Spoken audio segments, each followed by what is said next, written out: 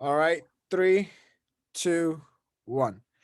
Welcome, everybody. I am joined by the legendary and famous Marcus Buchecha Almeida. What is up, brother? How are you doing today?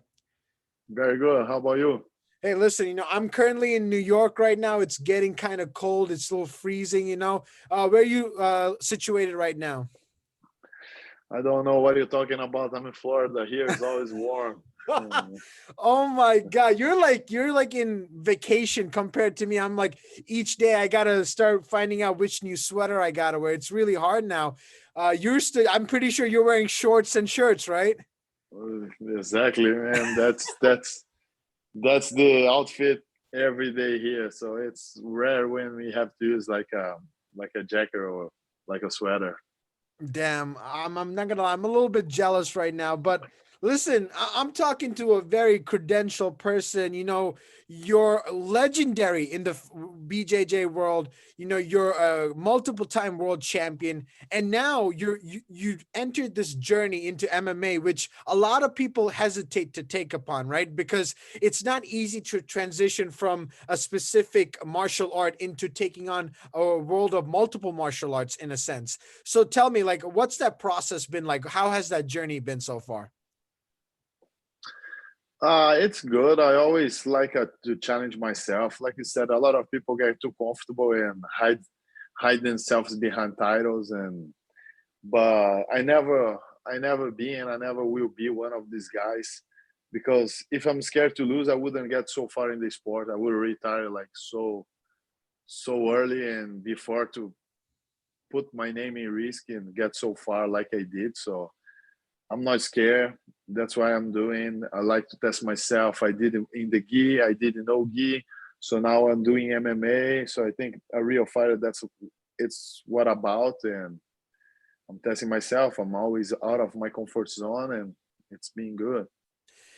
A person that's been in your position before was Rodolfo Vieira, another great BJJ champion, right? He came in there. He seemed to be, he wasn't lost. He knew what he was doing, but the problem is he seemed to be too dependent on the BJJ, and then eventually, it led to a almost like a black eye type moment in which he was submitted by a blue belt.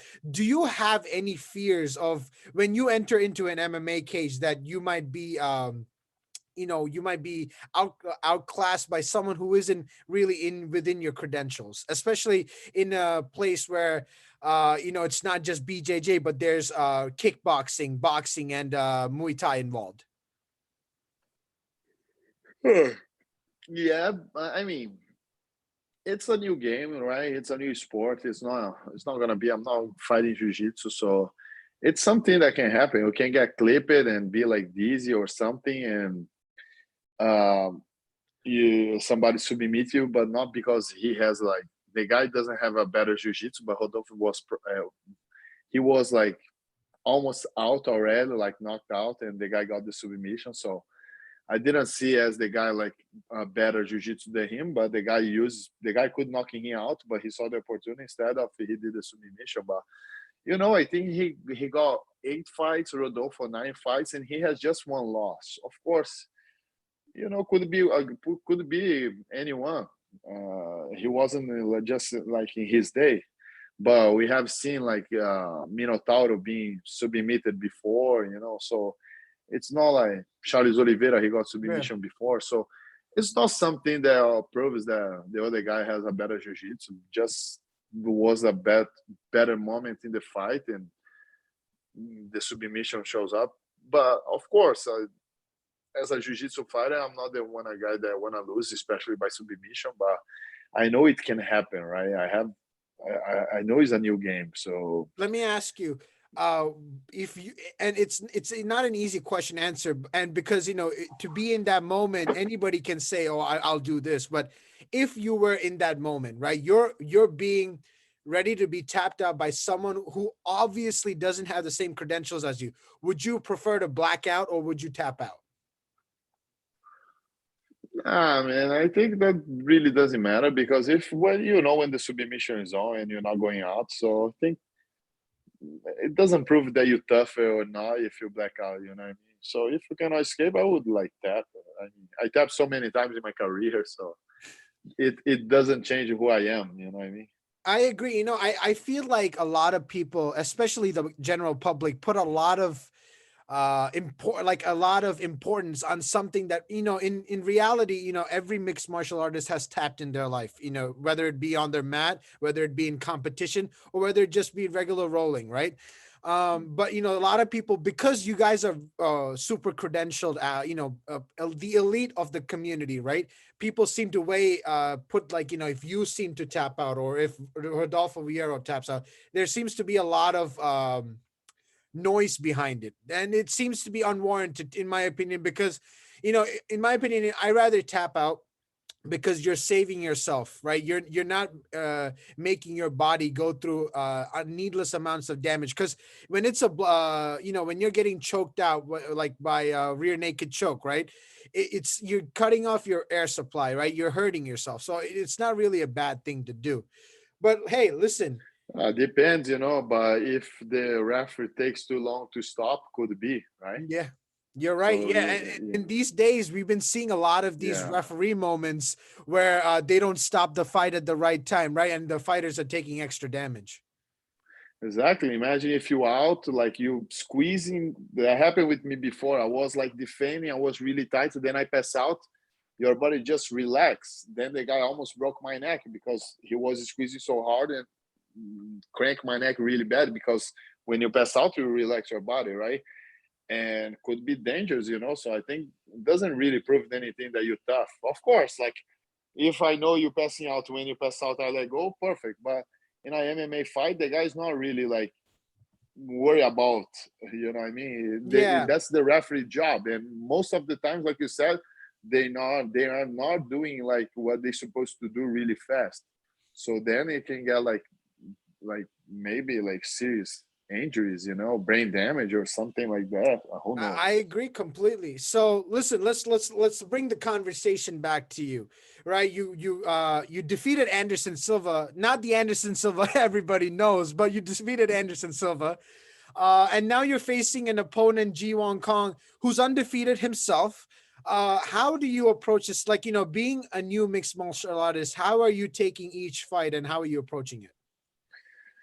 Oh, every fight is a new fight, and of course, I will do everything to get the victory. So I'm training a lot. I'm doing my best. Of course, when we get there, when the cage close, will be a different fight because doesn't matter what he did and doesn't matter what I did before. It's just gonna count what we do there between those 15 minutes. And I'm prepared. If I'm able to use my jiu-jitsu, great. If not, I want to be able to strike against him for 15 minutes. So that's my head, that's my mindset when I go there. I'm not just like, oh, okay, I need to take him down first round and use my jiu-jitsu. No, because I don't want to be one of those guys that just Mhm, depend of that. So mhm. I'm training a lot of striking. My striking coach Catel Kubis is like sharpening my hands, my legs. So I'm feeling much more confident. Like 1 year and a half passed by, and I'm feeling like getting the game. My wrestling coach Steven Moko, like he's like a legend in USA wrestling. My jiu-jitsu coach Leonardo Vieira, of course, always sharpening my skills on the ground. So yeah, he's the man. And I have like a conditioning coach that makes sure that I'm really explosive and able to use my takedowns and my combinations and everything, Diego Lacerda. So I have like a great team behind me. I'm not when I go up there, I'm not just by myself. I have like a lot of people, and of course the whole American Top Team Mhm. crew, right? Evolve MMA crew behind me. So feeling good, and of course all the jiu-jitsu community supporting that gives a extra push, extra help I when I'm there. listen, obviously you always had a big following, a big support from the fans ever since your BJJ days. And then, ever since you announced that you were going to transition into MMA, everybody was wondering where you were going to go. And then you made the decision to go to One Championship. How has that relationship been with One Championship so far? Because like when you signed with them, you had a couple of fights set up and those fell through before you finally faced Anderson Silva. And then now you're on to your second fight. So recap the relationship with One Champion to with Chatri and everybody else. Yeah. Let me see. Yeah. The first time that I went and I met everyone was when I went to do a seminar at Evolve MMA a couple of years ago, maybe 2017, and that's when I met Shatri in person. And yeah, after talking to him and see the way that he thinks about martial arts, I decided that that was the event that I want to be part of, because we're not there just to be in like a show. We are treated as martial artists.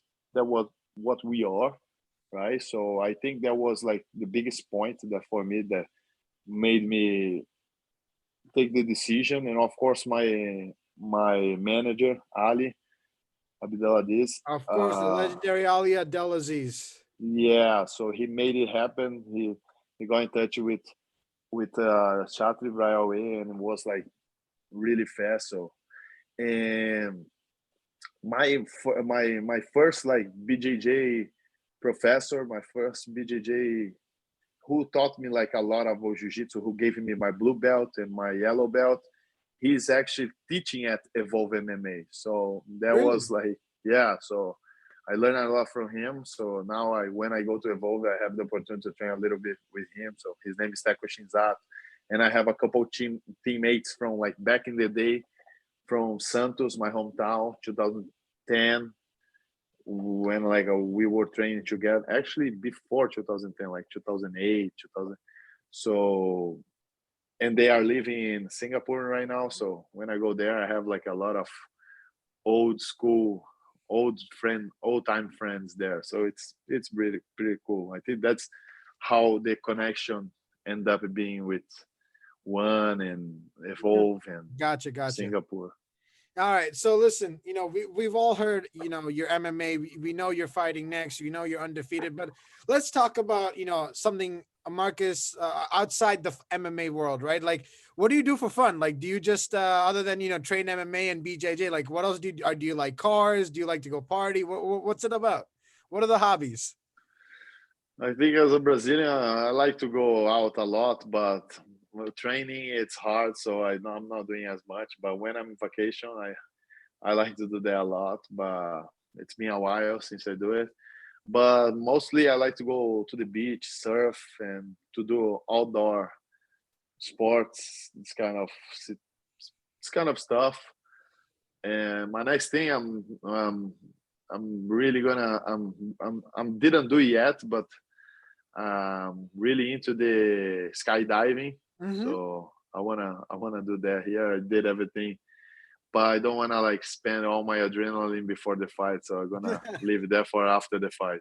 Right. No, listen, for something I've been, what I haven't made the connection before was Brazil is one of the biggest countries to produce Formula One drivers for Yes, racing. And I realized like Ayrton Senna, Rubens Barrichello, Felipe Massa, all these guys are Brazilians. Like everybody thinks that Brazil's only known for jiu-jitsu, but hell, if you actually look into it, they produce some of the fastest drivers in the world. Are you a big fan of Formula One? Have you watched the races before? huge fan, man. I like you said, Ayrton Senna. I think is one of my idols, and I'm really into this year. I'm following every race, and I'm really hoping Max Verstappen wins this title. So I'm with Max for this one. Yes, let's go. I can't. Yeah, Yeah, I was hoping that you were gonna be a Formula One fan. Oh my God, that's great. I'm a big yeah. Formula One fan too. I was watching. You watched the recent race in Brazil, right? Of course I did, Oh, man. That was Hamilton did like a really good job. Like we can't deny that, but I still like it was awesome when he got the Brazilian flag and did like what yeah, yeah. Ayrton Senna did. Yep. But even though he deserved it, he was like it was a tough weekend for him. But Yeah, yeah. I still hope like Max get the title and get like a new face, because he's a new blood and deserve it because he's having a good year. Listen, I'm a big like Hamilton actually brought me into Formula One. Like him Yeah, he's coming the into man. We can't deny exactly. that. But like, come on, man. Like, all right, yo, it's not fun watching Hamilton win anymore. You know what I mean? It's like Hamilton wins, Yeah, but if Max man. wins, it's gonna be crazy. Being honest, like I had this feeling like a lot of times fighting jiu-jitsu, like a lot of people like me, but they want to see like, okay, who's gonna beat Buchecha. So Mhm. I have been in his shoes, you know. I mean, talking about jiu-jitsu. So of course, but then in the end of the day, I win. People clapping like, yeah, he's tough. Okay, good job. But everybody wanna like, who's the guy gonna beat Buchecha? Who's gonna be? So, you know what I mean? So I always had that. Of course, not like, I know it's not about like they being haters or anything, but in the end of the day, everybody wanna see like the changing, right? Nobody likes to see the same thing happen over and over. So everybody wanna see who's gonna change the sport, who's gonna. So I think Hamilton is like, it's the man. He doesn't have anything else to prove. Like most world titles, he just Mhm. beat Schumacher, right? So Yep. we have to see who's gonna be the champ. So I hope him. Listen, you're in Florida, so next May there's gonna be a Grand Miami, Prix there. yeah. I'm gonna be coming down to watch it. I hope I catch you there. It's gonna be amazing. I think, like, like with the world of sports getting back into gear, everything being more accessible, things are starting to get back to normal. I think one championship said that they're also coming to Denver, so that's another great Oh, thing. So like you I could knew, I possibly knew, fight it. I knew it was U.S. soil, but I didn't know about the state. So you just gave me the hint. So Listen, yeah, let's start booking that next fight for Denver. How about that? Uh I'll bring my snowboard. I hope they do in the winter, and let's do it. oh, it's gonna be, listen, you can fight, then have a vacation, enjoy everything, right? I'm ready to go, man. My snowboard's right here. I'm the only person that have a snowboard in Florida, I guess. Yo, does your ATT teammates make fun of you because of that? No, they don't. They don't even know because I was in California, so I bring everything. I have like a bunch of surfboards, snowboards, so I'm ready to go. Just waiting for the snow and the waves, but Damn, no, you I'm should just here. move to New York. New York, there's a lot of snow and everything, so you could just snowboard Nah, anywhere. man. I have this, but I don't want to bring jackets, so I'm good without jackets. Yeah, I mean, right now I'm even wearing a jacket right now. That's how Yeah, I cold it can is. see. Anyway, listen, Buchecha, thank you so much. I'm glad to know that you're a Formula One fan. I'll keep in touch with you over the time. I wish you good luck in your next fight. And you want to give any shout outs to any sponsors, your social media, and anything like that? Yeah, I just would like thank everyone. Thanks everyone who support me. So I have a lot of people that send me a lot of positive messages, and I would like to say I appreciate all that because without the fans, I think it would be a little bit harder. Of course, my sponsors, Ruka and Choro, big shout out to them. They got my back since the jiu-jitsu days, and they still with me during thick and thin. So really appreciate. Of course, my teams, American Top Team and Evolve MMA, for all the support, and that's it. Let's carry everyone with me, and soon we have work to do. All right, guys. Well, if you guys didn't know, Marcus Buchecha Almeida will be taking on G1 Kang in the upcoming in a heavyweight fight. It will be on December 3rd on this coming 2021. Stay tuned, guys. All the information will be coming soon to you guys. Follow Buchecha on all his social media platforms. Follow me on my social media platforms. Follow the Scrap for any and all combat sports news. And Buchecha, thanks you once again. And quick question before you go: this next upcoming race, who do you have winning in Qatar? Qatar. Being honest, I don't know how much like about the circuit and about the statistics, but of course, I hope Max. All right. Thank you so much. Hamilton is still ahead or no? No, No, Max no, is still no. ahead, So right? yeah, Max is Max, still yeah, ahead, but he cut down the lead a little bit. yeah, yeah. I wasn't sure, but I know he has like maybe 20 points or Yeah, something yeah, like that, yeah, right? yeah. Yeah, Because but the sprint race gave him a couple of points, and then because he was second, it didn't really hurt him that much. But yeah, listen, yeah. I'm excited. You're excited. We got a lot of things coming in before the end of the year. We'll find out who the Formula One champion is. So thank you so much, Buchecha, and we're Thank signing off. All right. So if you're not Max, maybe Paris. I like Paris a lot, and Daniel Ricardo. All right, So I think let's this go. guy. So I'm, I'll be supporting them. listen, I'm just before, listen. This is, I mean, we were supposed to sign off, but I'm just happy that there are other people that like Formula One. That's all I mean, like Yeah. literally, because it's for me to like talk to people about Formula One in like the United States is so hard because not a lot of people Because follow it. yeah. But like I realized like, oh my God, there's a lot of Brazilian people that are like fans of Formula One. So now what I'm gonna do is each time I speak to a Brazilian fighter, Mm. I'll be like, do you listen? There's a lot of Formula One. Are you a Formula One fan? And then Yeah. like you were like, yeah. And then I was like, okay. No, man, I think in Brazil, when you grow up, like people say, hey, you have to like this, and that. So you have to like Ayrton Senna, you have to like samba, and you have to like, like feijoada. So Yeah, like that's all it's the Brazilians are obligation to like those things. So yeah, it's crazy. But listen, Buchecha, thank you so much. And you know what? This is the official sign off. So talk to you yeah. guys later. All right. Take care, bro. Good talk to you. All right.